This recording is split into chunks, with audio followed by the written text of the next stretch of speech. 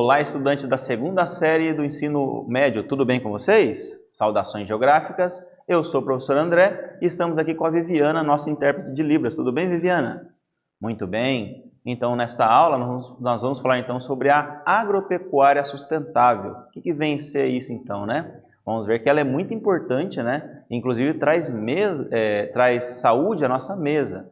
E ela deve ser então priorizada, né? Cada vez mais, devido a ela ser muito importante também para a nossa saúde, né? E assim por diante. Vamos ver então. O objetivo então desta aula é compreender as características e o avanço, né, da agricultura sustentável no Brasil, tá bom? Vamos ver então aqui, ó. E perguntas norteadoras. Você consome produtos orgânicos? Produtos aí que estão livres aí de agrotóxicos, né, fertilizantes químicos e assim por diante? Você sabe a diferença entre produtos orgânicos e os convencionais, né, aqueles que vão aí produtos que não são de origem natural? É isso que nós vamos comparar aqui também, tá bom? Então, olha só, a agricultura orgânica, o que vem a ser, né? É um tipo de agricultura alternativa, então, para a finalidade do quê? De produzir produtos mais saudáveis. Como que se produz, então, dessa forma, produtos mais saudáveis, né? Repare que os produtos, geralmente, normalmente, eles vêm com muitos fertilizantes químicos, adubos químicos, vem aí com agrotóxicos para poder, então, a lavoura ficar livre de pragas, né? Desde pragas como ferrugem, pragas como insetos, ou então até mesmo as ervas daninhas. E para combater essas ervas daninhas, geralmente se utiliza, então, produtos, né, que são prejudiciais à saúde humana, né, quando é produzido em grande quantidade, né? Você vai absorvendo isso no seu corpo e isso vai te prejudicando. A proposta da agricultura familiar, da agropecuária sustentável, é justamente oposta. É não utilizar esses produtos, né, sintéticos para, então, gerar um produto mais saudável, usando outras técnicas de combate às pragas, né? Então, ela também é importante para a questão da sustentabilidade, né? Preservar o meio ambiente da melhor forma possível, e também manter o homem no campo, trabalhando e assim por diante, tá bom? Muito bem. Então, a sustentabilidade ela é importante, né? E essa agricultura que nós estamos citando aqui, então, ela contrapõe a utilização de agrotóxicos e fertilizantes aí, então, que nós citamos, tá bom? Isso é importante destacar. Principais características dessa agricultura orgânica, né, ou dessa agropecuária orgânica. Vamos ver então.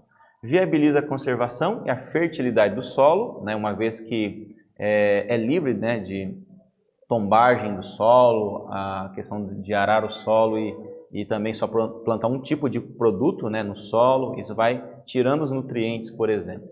Garantindo então o equilíbrio ambiental. Minimiza o impacto sobre o meio ambiente, já que não utiliza produtos que contaminam a água, né? E depois vai contaminar os rios, depois nós vamos tomar essa água e até comer os alimentos também com agrotóxicos e assim por diante. Otimiza o uso dos recursos naturais, garantindo então a sustentabilidade ecológica, usando, por exemplo, inseticidas naturais, né? Como, por exemplo, para espantar pulgões, por exemplo, da lavoura, por exemplo, deixa eu lembrar o nome aqui, da couve. Utilizar então ali uma mistura ali de álcool, fumo e alguns outros tipos de componentes naturais que espantam os insetos e controlam. Então fazem sistemas de armadilhas, né, para os insetos, né, que vão prejudicar a lavoura e assim por diante. Ok. Agrega valor aos alimentos orgânicos. Então geralmente os produtos orgânicos são um pouco mais caros, né, devido à qualidade deles e ainda ser produzidos em escala pequena, né, geralmente são produzidos em propriedades pequenas de agricultura do tipo familiar, tá bom? E elimina o uso de agrotóxicos, conforme nós já citamos. Então, aqui tem alguns exemplos, né? Às vezes, a aparência do produto pode ser não tão bonita, né? Por exemplo, aquela maçã vermelhinha, né? Mas que vai um monte de agrotóxico. Então, aquele pimentão, né? Bem verdinho, bonito, né? Então, isso aí, então, claro que atrai os olhos. Mas pode ser que você esteja ingerindo produtos aí que vão te trazer um problema de saúde em espaço grande, né, de tempo. Mas a agricultura familiar ela vem melhorando, né, os produtos, melhorando aí a aparência visual também dos produtos, para que seja atrativo para o consumo, tá bom? Vamos ver então aqui, ó. O Paraná, olha só, uma manchete aqui, ó. É o segundo maior produtor de alimentos orgânicos do país, hein? Aponta o Sistema Nacional do Ministério da Agricultura. O interesse, então, pelo cultivo livre de resíduos químicos, então, está atraindo mais e mais agricultores, devido, então, a ter aí um maior valor agregado, né? E assim por diante, a agricultura familiar ela é importante nesse sentido também, tá bom? Então, quando se pensa na questão ambiental, na questão de saúde, isso agrega valor, né? Ok? Muito bem, vamos lá. Então, vamos para a nossa primeira atividade, então, nessa aula. Com a pandemia, olha só, momento da pandemia de Covid-19 e tudo mais, aumentou o nível, né, de pessoas que compram produtos via delivery, né? Ou seja, para receber em casa. E o nível de produtos orgânicos, né, produtos aí livres de agrotóxicos e assim por diante, aumentou bastante também via delivery. Então, olha só, a proposta aqui é assim, ó, quais benefícios os produtos orgânicos possuem de vantagem em relação aos produtos convencionais, que nós já citamos aqui na aula, para que impulsionasse, né, a demanda por entrega delivery na pandemia. Qual é o interesse das pessoas, né, em comprar esse tipo de produto justamente no momento de pandemia? Então, escreva aí no seu caderno, então, a sua opinião e em seguida voltaremos com a correção.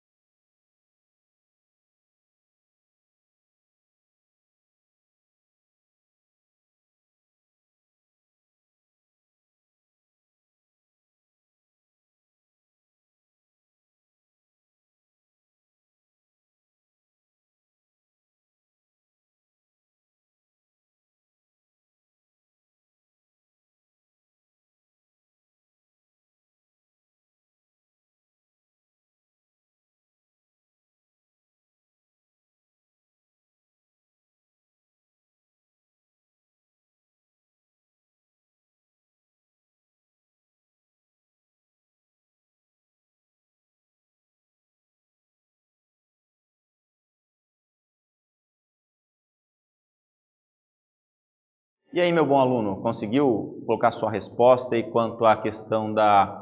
Por que aumentou, né, no meio da pandemia, né, a procura por produtos mais orgânicos, né, inclusive para serem entregues de forma delivery, ou seja, para receber em casa? Então, vamos aqui para a nossa resposta sugestiva. Então, olha só, apesar dos produtos, então, esses orgânicos serem um pouquinho mais caros, né, ter um valor maior, eles são mais saudáveis. E justamente no momento de pandemia, as pessoas querem, né, ter mais acesso aí a produtos mais saudáveis para se sentirem com a imunidade melhor, e de fato melhora a imunidade das pessoas, consumindo, por exemplo, cebolas, né, orgânicas, hortaliças orgânicas, né, legumes orgânicos e assim por diante. Tudo isso então permite que a saúde melhore de um modo geral. Então as pessoas pesquisaram provavelmente pela internet, assim por diante, sites que oferecem então esse serviço delivery, ou então ligaram para empresas, né, especializadas nesse tipo de serviço. Então aumentou a demanda pela entrega delivery, né, de produtos orgânicos, ok? Então é uma das vantagens aí, né, se é que podemos dizer assim, dessa pandemia, né? Ligou as pessoas mais a produtos mais saudáveis, tá bom? Isso é importante. Então, olha só, a integração lavoura, pecuária, florestas, né? A ILPF. Nós vamos falar desse primeiro tipo de modelo, né, de conciliação entre vários tipos de produtos agrícolas somados também com produtos agropecuários, né, agroflorestais e assim por diante. Nós vamos ver a importância dessa modalidade aqui, olha só. É uma técnica, então, essa ILPF, nós vamos falar daqui a pouquinho numa atividade, é uma técnica, né, e é uma estratégia de produção que integra, conforme o próprio nome já diz, né, a agricultura, a pecuária e a questão de floresta, produção de árvores, né, como o eucalipto, por exemplo, dentro de uma mesma área. Então, vamos mostrar na imagem aqui, olha só. Então, na mesma área, um agricultor pode ter, por exemplo, a produção bovina, pode ter, então, as árvores, né, que é a questão de produção para tirar a madeira e assim por diante, e também uma lavoura, como, por exemplo, uma lavoura de café, uma lavoura de soja e assim por diante. Então, cada momento do ano, ele vai poder, então, vender um tipo de produto, né? Se tiver muito baixo durante um momento um tipo de produto, o outro socorre, né, com um preço um pouquinho maior, já que tem uma variedade dentro da mesma área. Essa é uma das vantagens, tá bom? Muito bem. Além da questão econômica, né, a ILPF se apresenta como uma excelente estratégia de produção sustentável, né, uma vez que preserva melhor o meio ambiente, a questão da erosão do solo, né, diminuída, e assim por diante, tá bom? Muito bem. E aqui tem duas fotos ilustrativas, olha só. A criação de gado conciliada com a questão de produção de eucaliptos, né? Então, enquanto o eucalipto vai crescendo, que demora muitos anos para isso, o gado, então, vai sendo criado naquela área. Então, temos a pastagem ali na parte de baixo e é uma integração, então, entre essa questão ali, tá bom? Ou seja, entre a silvicultura, que é o tipo de produção de madeiras, né, de árvores, óbvio, e a criação de animais para tanto abate como gado leiteiro. E aqui temos, por exemplo, a produção de soja, né, em meio aos eucaliptos, tá vendo? Claro, o espaço entre os eucaliptos tem que ser o suficiente para gerar, então, luz solar ali para a produção de soja. Mas, bem conciliadinho, bem orientado ali com técnicas agrícolas adequadas, a integração ela é perfeita, né, o próximo à perfeição, tá bom? Muito bem. Aqui tem uma manchete de jornal, olha só. Agropecuária sustentável é a grande aliada na preservação ambiental. Então, olha só, claro que a agricultura sustentável, né, ela vai poder, então, conforme nós já discutimos também, ela vai poder, então, conciliar essa questão de preservação do meio ambiente e também a produção agrícola para sustentar as famílias, né, sustentar aqueles que fazem o manejo do solo. Tudo isso, então, gera uma vantagem para esse modelo aí que nós citamos até aqui, tá bom? A ILPF. O que vem a ser créditos de carbono, né? Crédito de carbono é uma nova modalidade de países, por exemplo, desenvolvidos, né, que têm uma grande atividade industrial, que geram muita poluição, eles podem pagar por meio de créditos de carbono para países como o Brasil, para produzir, então, produtos que sequestram, entre aspas, né, o carbono da atmosfera, como, por exemplo, mantendo uma vegetação original, né, intacta, ou então tendo esses sistemas que nós citamos aqui, né, como a produção de eucaliptos, produção aí de conciliação entre produção agrícola com silvicultura e com criação de gado.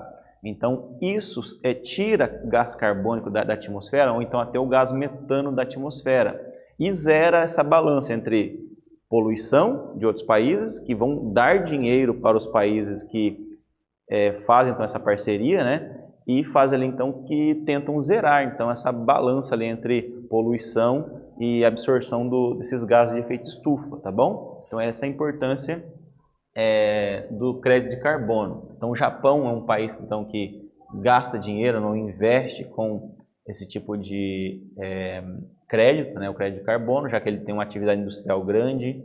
Os Estados Unidos faz isso também, a China vem aumentando isso aí também, tá bom?